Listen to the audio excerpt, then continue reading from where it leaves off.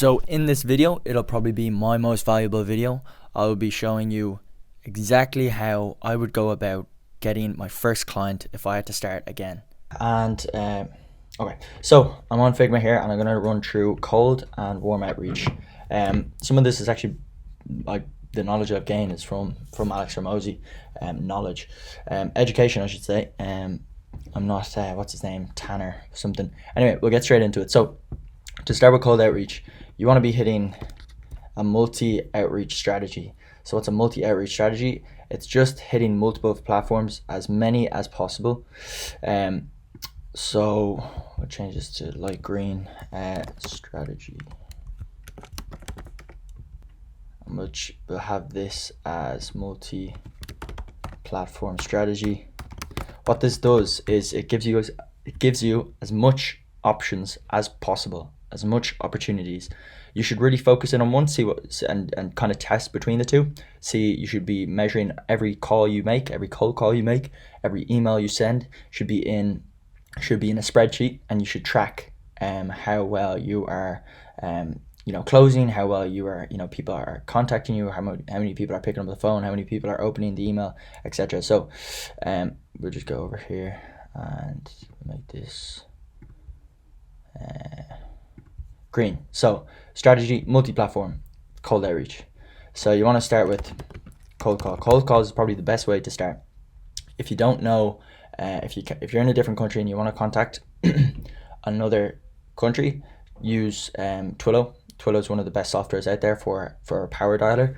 Changes it. You can buy certain numbers. Like let's say you want to contact people in the UK, in London, you change it to a UK number, and you can do that by Twilio, which is brilliant software.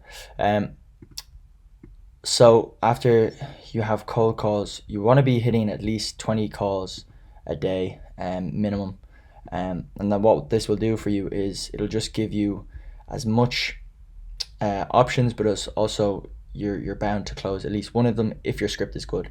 So if your script is bad, obviously the more calls you do, the more calls you'll close, but it is really depending on the quality of your calls. So ask as much questions in the call, verify the person that they have the money, that they are a decent brand. So check on Google Maps, check their reviews, and get their name from the Google reviews. So cold calls, email's pretty dead, but if you mix that in with Loom AI, right, and a lot of people are talking about it, and it's not the be all and end all, but Loom AI basically is, you can, with Descript, you can change your voice. You can put your voice into an AI version. So all you have to do is do one video and then just change the name to make it personal. So let's say you're reaching out to John, who owns an ice cream business. You'll just say you'll do the whole video like you would usually to other ice cream businesses, and then you'll just go on Descript, read out a 30-minute book, and that'll get your voice, and then all you have to do is change it. It's brilliant for really pumping out the numbers for emails and Looms. If you don't know what Loom is, it's a video software that just basically tracks how many people are watching the screen recording. It's a screen recording basically, and it basically tracks who's viewing it, what time are they stepping off or clicking off the video, and you can see engagement and everything like that. So really recommend Loom, really recommend Twilio as well. Just go again here. If I can move this here, so I'll clean it up a bit actually. So we have cold calls, email, and Loom. We have direct messages. Now direct messages is just full of people who don't know what they're doing, terrible messages. Like I had access to one of my clients' accounts, and I went on the direct messages, and it was like loads and loads of people doing SMMA, and it was just terrible, shocking messages. The client that I'm working with didn't even respond to them. So look up on YouTube how to do direct messages properly. Do voice messages, make it personal, make it have a personal touch. Listen, I saw this and this, I saw this on your post, I really liked it, blah blah blah. Don't just be doing bulk copy and pasted messages. They'll never work. You could contact all the businesses in the world with a copy and pasted email or a copy and pasted direct message. None of them will land. You wouldn't close a single one, and I could put my house on that. So direct messages, personal element or touch, personal touch. Just personal touch. So you've got your email and your Loom AI. I'd really recommend doing a business email as well, which makes it look a lot more professional, and using MailChimp as well, so you can really pump out those numbers. You can bulk email people. MailChimp or Klaviyo. Klaviyo is brilliant software as well. This video is really valuable, by the way. I'm giving you all the recommendations for softwares. I'm giving you what I do. This is what I do. It's how I get people on calls, or Zoom calls. So once that's done, you want to get them on a meeting, preferably Zoom, a video call, so they can see your tone, they can hear your tone, they can see your face, and that you can present some of your past work as well. If you don't have past work, just show them comparisons. So I'm presuming the majority of you don't have clients, and if you do, just show your past work or your sample work. But for this,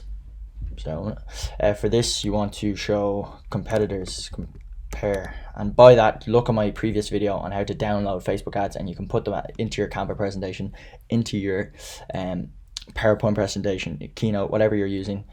Comparisons, compare other businesses in the industry.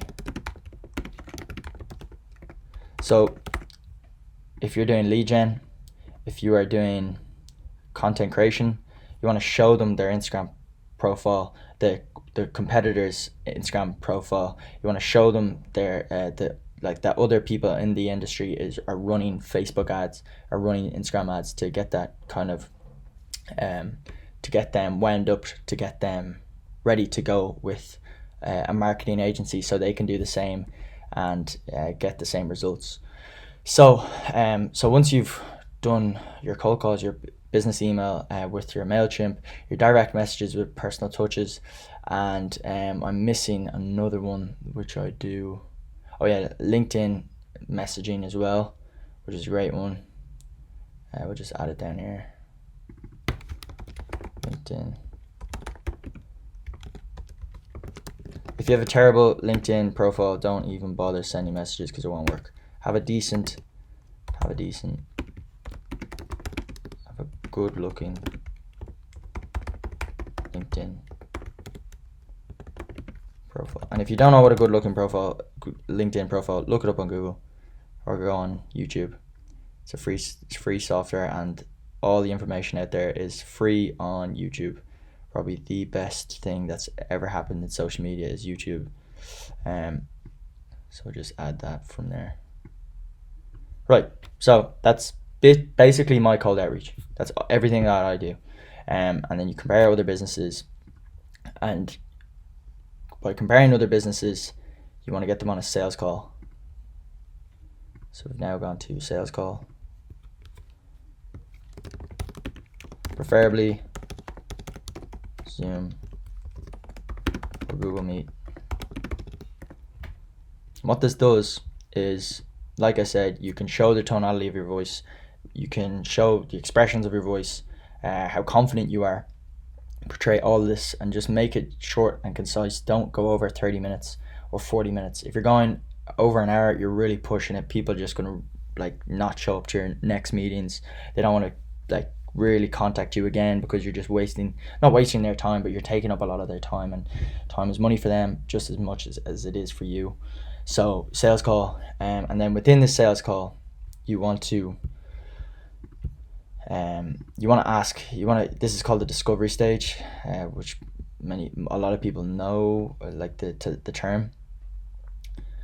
So within the discovery stage, we'll make this dark purple, right? So within the sales call, preferably Zoom or Google Meet, you want to have the discovery stage. And what this means is you are going to ask a bunch of questions, relevant questions on the business. So for example, you might ask, what is your average order value? So what let's say, go back to the ice cream analogy. What is it that sells the most? Is it so what is the average product that sells the most? That makes no sense. What is the average order value? So how much money do you make on average per item? So let's say it's a 99 and a flake. That's like the most common bought thing. They'll mention that. And you say, okay, perfect. We'll market that because that's your best selling. That's your best selling product, and that is per product, per item. That is X amount of how much you're getting. Let's say it's 99 cents. That is their average order value. And you'll know this. It's really useful for marketing purposes, for lead gen. Let's say an aesthetic company, they might have fillers on other products that are like €99, whatever, $1.99, and it'll just be really useful for marketing. Another thing is offers. You want to ask them what offers worked the best. So we'll write this down again. Questions to ask in the discovery stage. What offers worked well? Because it's the offer that sells in the Facebook ad. What offers worked well? Make this really big. I hope you're writing this down as I'm mentioning this, because it's really, really valuable. What offers worked well in the past? Did you ever run Facebook ads? And you'll be able to see that through Facebook ad library anyway. Have you ever ran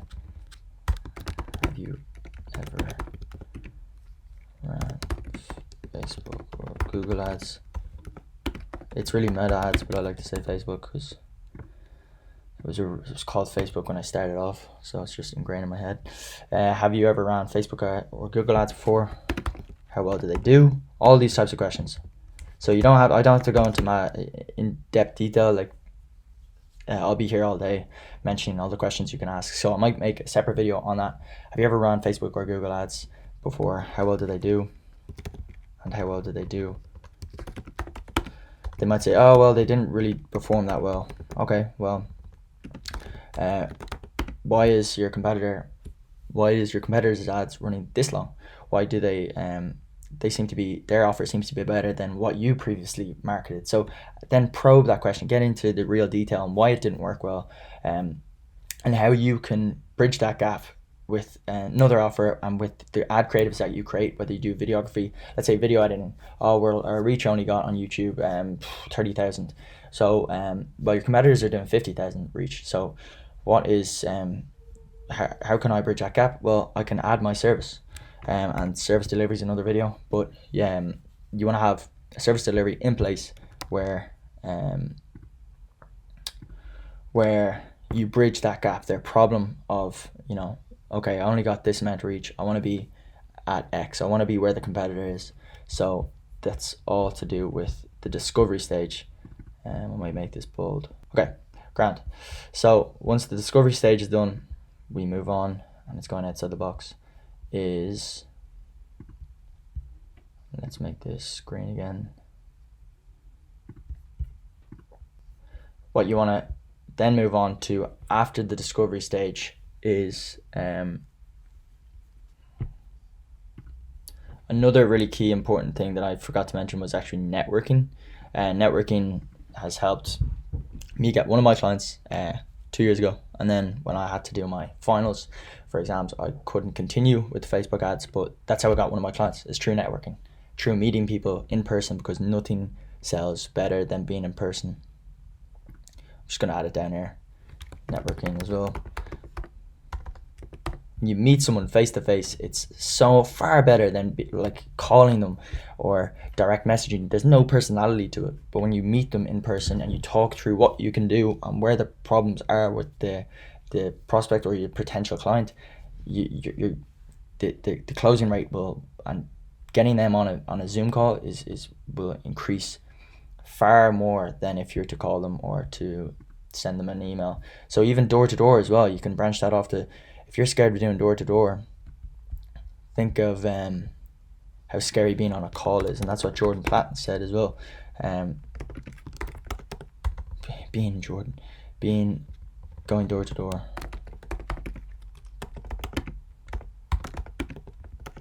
Going door to door, scary as hell. I've never done it, but people have, and that's the kind of people who really scale their agency, because they're willing to go that far to do to get clients. And yeah, it's terrifying, but if you're willing to do it, then there's no reason why you shouldn't be doing door to door, because it's something that not many people are doing, especially for a marketing agency, and just pop in their flyer. Now, obviously, flyers aren't going to be doing great, but it'll be lying around the house, and it's extra awareness. So, yeah, that's one thing. Question to ask: what offers?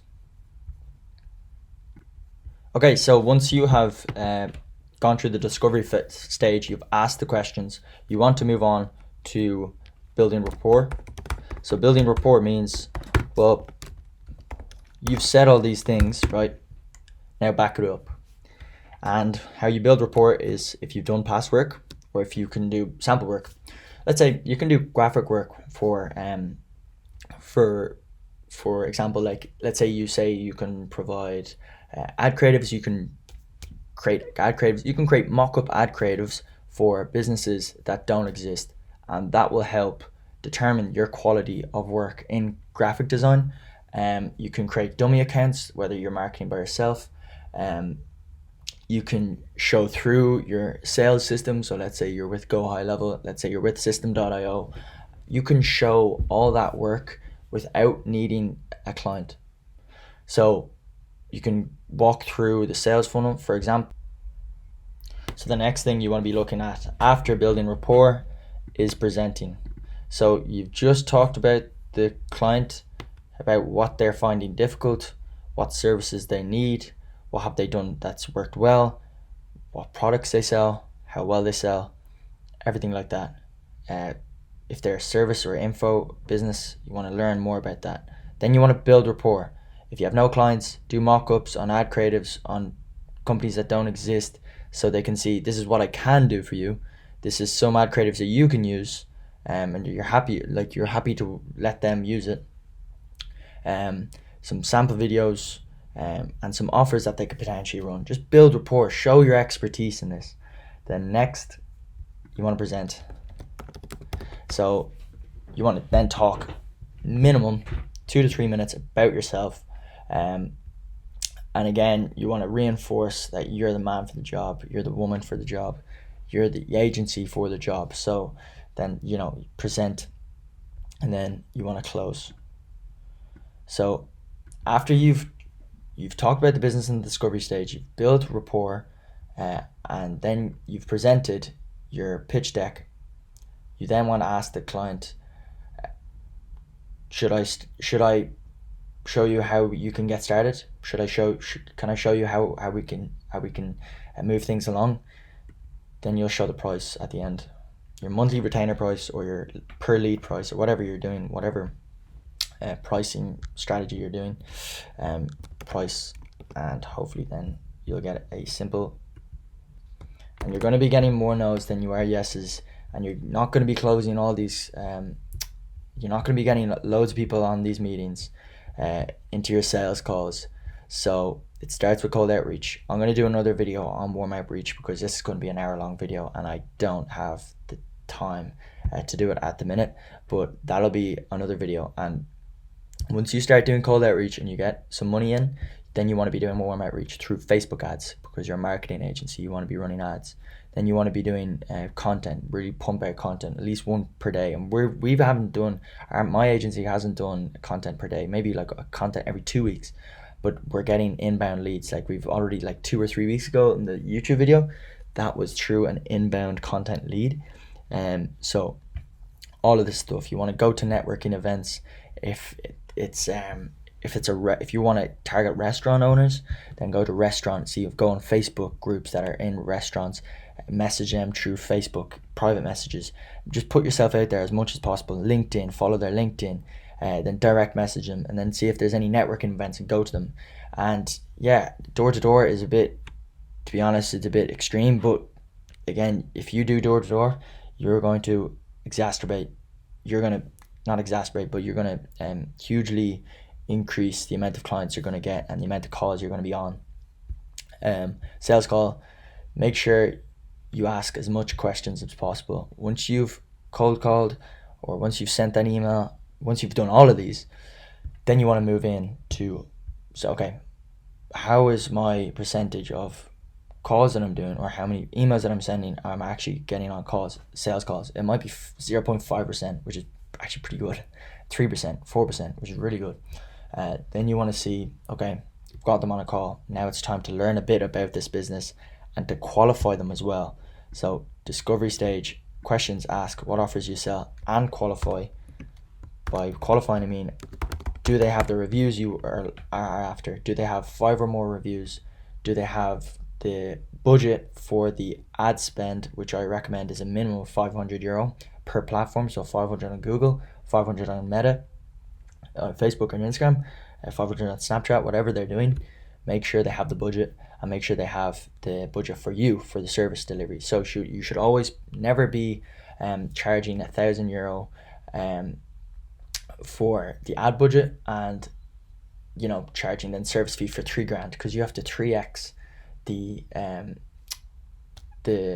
ad spend to get for them to break even on your service fee. So make sure it's at least 100% of what you're charging. So let's say your €500 service fee, €500 ad spend. That's as simple as I could put it. That is the video. Sorry for the big tabs and the long video. I'm not arsed to edit it, but it's a really valuable video. And for the people who have long attention spans, not short attention spans, you are going to reap the rewards in this video. And I hope that you do all these things, get them on a sales call, and you close. So there'll be more videos on this, and I'll be talking about warm outreach in the next video. So thanks a million.